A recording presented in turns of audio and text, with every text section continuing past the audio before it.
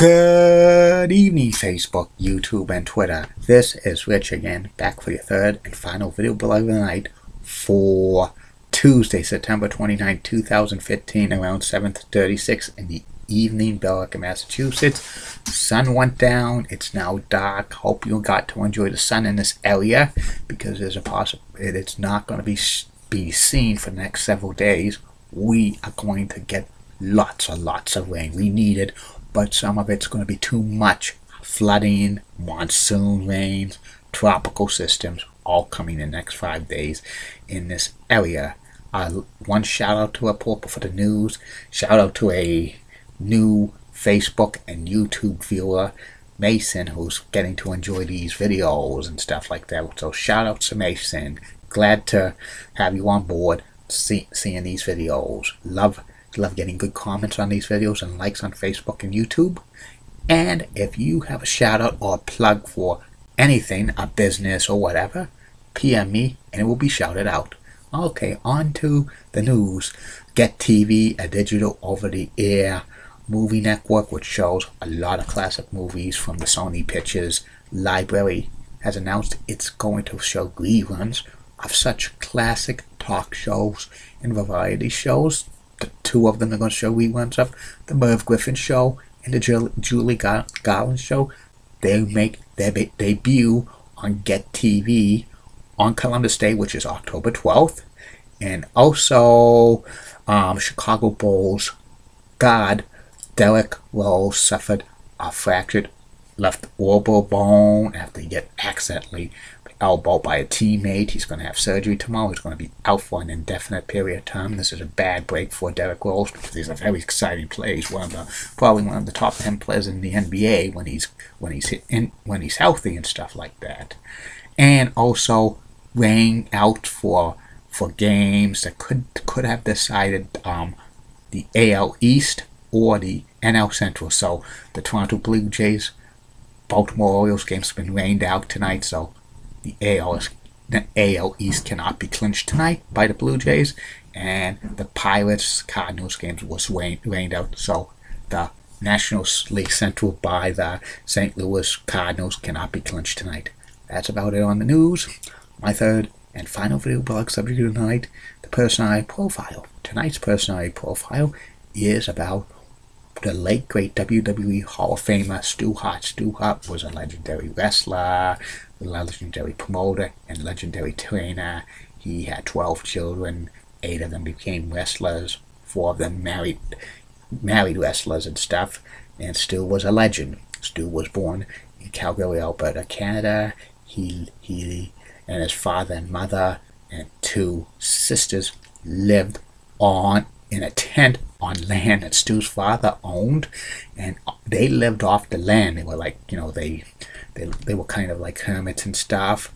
When Stu was 13 years old, he and his mother and his 2 sisters were sent to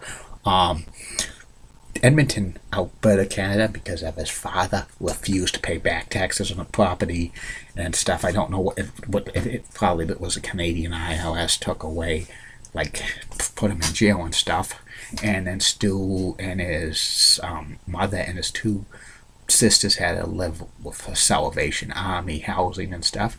And that's when Stu got interested in wrestling. He fell into a club of shooters. That's real wrestling. He was a freestyle and amateur wrestler, and he also Greco-Roman style. He won many amateur championships. He really wanted to wrestle for Canada in the 1940 Olympic Games, but that got canceled due to World War II. And Stu actually played football in the CFL for the Edmonton Eskimos for 2 years. He was a pretty good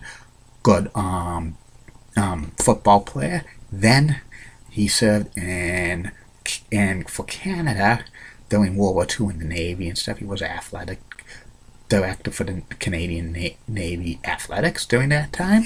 And after he got out, he started professional wrestling. He wrestled for many regional territories and stuff, winning so many regional championships. Also, Stu wrestled bears and tigers and lions.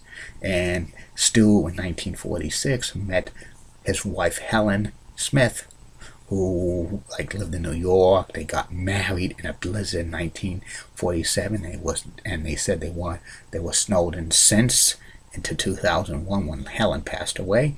They had 12 children. The 12 children were Smith, Ross, Bruce, Keith,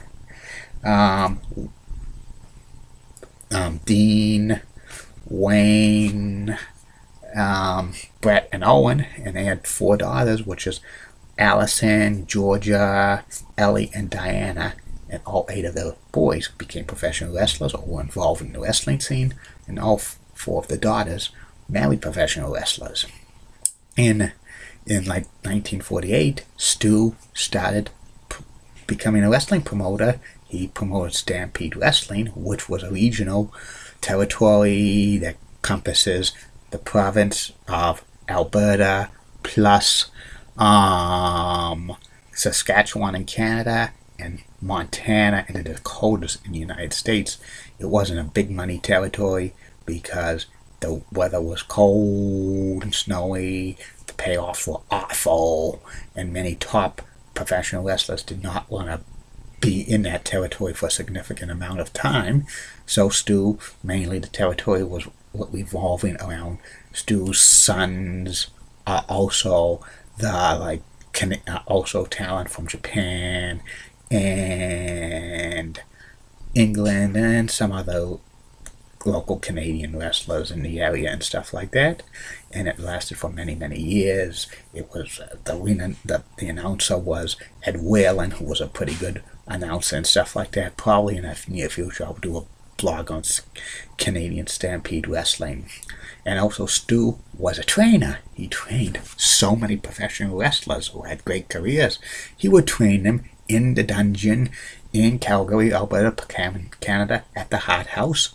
Some of the wrestlers he trained, it's a who's who of a list.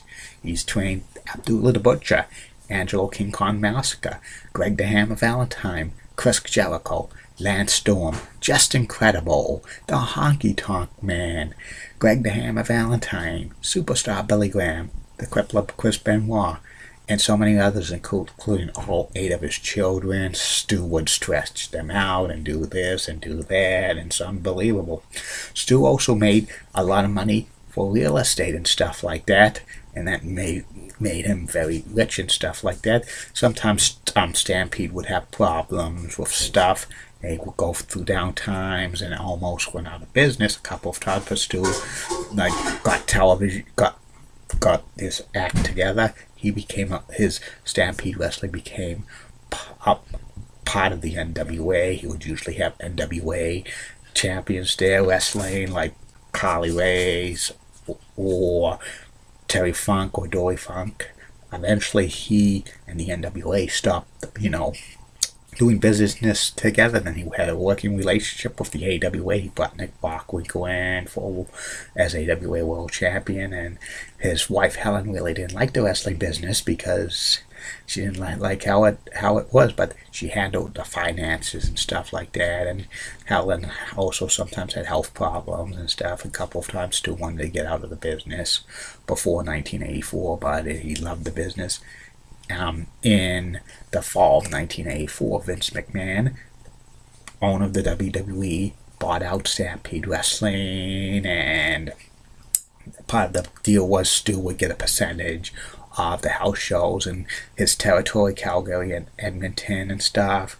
Plus, he offered the job some of his talent with his son Bret Hart and his brother, his son-in-law Jim the Anvil Neidhart, and also the British Bulldogs and a couple of others. A year later, the deal was reneged, and Stu reopened up Stampede Wrestling, but it was not the same. It lasted 4 years to 1989 and stuff because Stu just didn't have the heart of the business anymore because he was getting up there in age and his wife's health was awful. Plus the checks were bouncing and stuff like that, and it was unbelievable.